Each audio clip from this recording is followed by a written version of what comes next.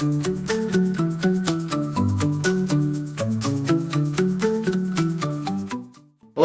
my name is Brecco Patrick. Welcome to Awareness Productions. Our mission is to bring awareness and abundance into the world. Don't stress, have awareness. We're going to talk about anger. So anger is an emotion.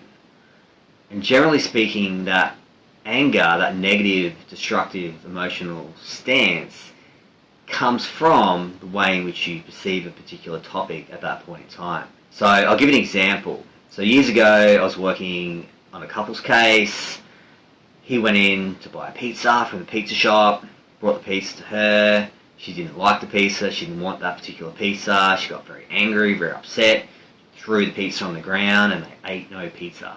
So at that point in time, her response was her response based on her level of self and her ego and her level of misinterpretation of the situation based on her own selfishness.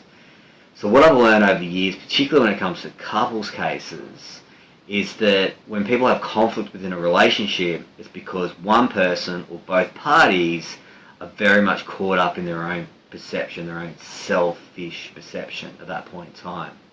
So anger, frustration, irritability, ill-tempered, these negative emotions come from your perception at that point in time. So my suggestion is when you feel anger, the best thing you can do is step away from the situation.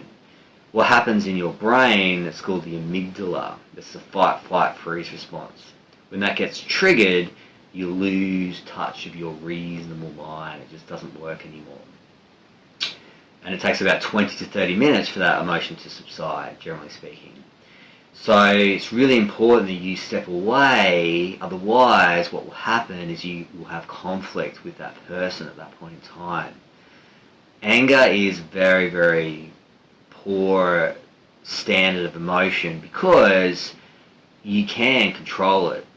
If you can't control it, you need to step away from it or step away from the situation or person. Otherwise, you will potentially cause harm to the other and harm to yourself and harm to the relationship. So, very, very important that self-control, emotional intelligence is understanding your emotionality around the thought at that particular time. Hopefully you learned something from this short video. Remember, awareness is the key.